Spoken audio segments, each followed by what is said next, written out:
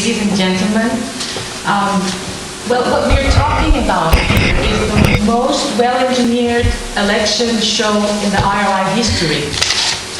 But first and foremost, I would like to ask the audience, what would you call if a group of people called the Guardian Council filter candidates between conservatives and arch-conservatives, and then having them blessed from the supreme leader and presenting them to the nation and asking them to choose between the bad, worst, and the worst? Is that a selection or an election process? It's obviously. Well, I believe what happened in Iran, be it from the beginning, as the candidates were nominated throughout the campaigns, and until the selection process and giving out the results, it was a perfect but a dangerous plot, which I also believe that Rafsanjani was the mastermind behind all this.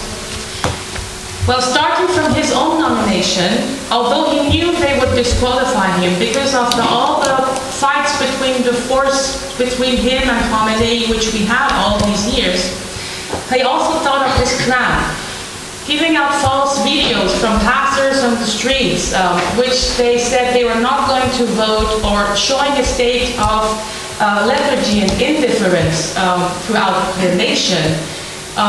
This brought Khamenei to really think that he has no other choice than to surrender and to accept the plan which Rafsanjani is presenting him. Well, he promised him, I will save the regime, and you give me back more space and back to power. So this was how they thought, okay, what we should do this time?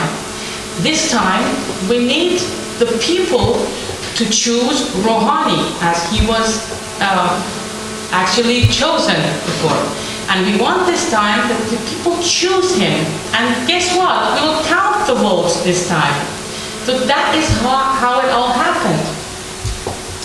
So, that was how the supreme leaders, representatives to the National Security Council, a cleric, a conservative, suddenly became a moderate, smiling, freedom and peace-loving person overnight.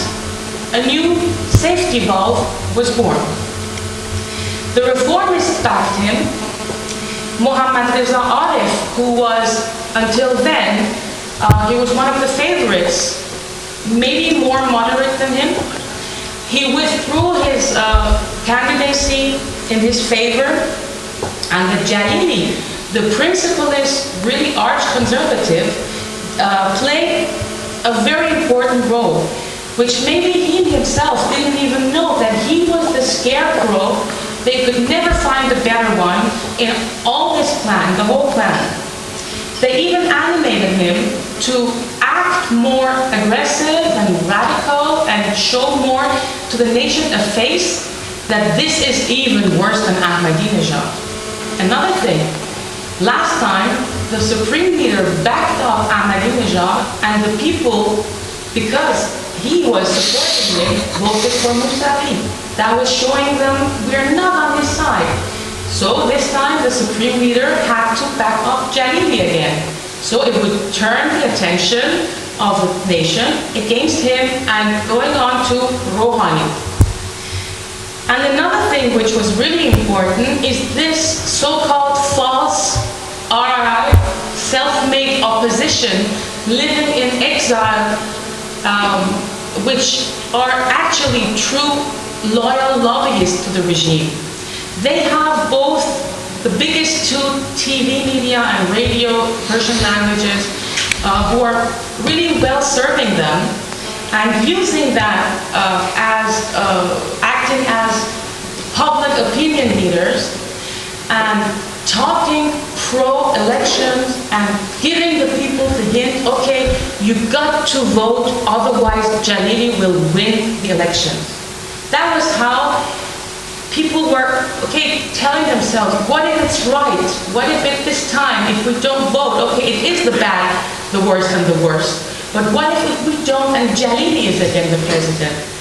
So, this is how they brought the people to vote. But we know, go and vote because not to choose a candidate, but because to choose someone not to win. Or people vote in Iran because of fear or force. Do you call that really legitimacy? But let us not forget that Saddam Hussein had 99.47% election turnout under his rule. That is also a fact.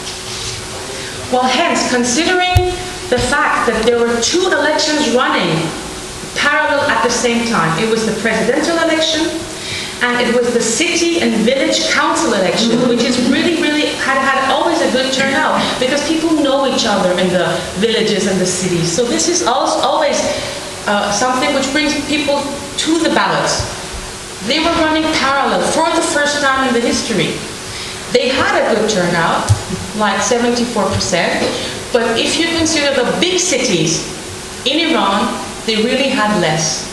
The most turnout were from the villages, from the countryside, but the regime had also enough propaganda to try and kill more than two birds with one stone. First of all, showing the world we still have legitimacy and that people want us. There is no such thing as fraud. Votes do get counted, and nothing happened in 2009. There was no fraud election. Second, winning more time to finish the nuclear issue by giving false hope to the West. This is really what we have to really think about. That is what they need, time. And they want the West to start new rounds of dialogues with this regime, which has brought nothing until now, since many years. And the third one is they saved their shaky feet from a collapse for a while, just for a while. The wishful thinking that the Islamic regime would ever change its attitude towards the nuclear program might delude the West to softening the sanctions. And this is exactly what the RI needs to continue its living. I'm not only skeptical, but also expect an even worse situation with this bubble of false hope which we are facing today. How do you want to end the Syrian crisis? How would you stop radicalism and terrorism from reaching your backyard? Will they free all political prisoners? Will they stop public hangings, stoning, cutting of hands, and flogging? Will women have equal rights? Will they stop chanting death to America, death to Israel in their Friday prayer sermons? The answer is no. That is their nature. They cannot stop that. Well, sooner or later, this complete farce will be unveiled. And both the Iranians who voted bona fide for Rouhani will pour into the streets, asking for what they were promised. And also the Western countries, which are planning a honeymoon with the new president, will be even more disappointed. We will all once again face the truth that this regime is neither reformable nor negotiable. And the only sensible and reasonable way to bring peace, not only to the Iranians, but also to the whole region, is a total regime change in Iran, but not in a violent or revolution way. It should be in a non-violent method and by civil disobedience and really local strikes. This is what happened in South Africa, in some other countries, which is possible. It could also be possible in Iran. The only thing you can count on is a democratic and secular Iran. We hope for that. Thank you.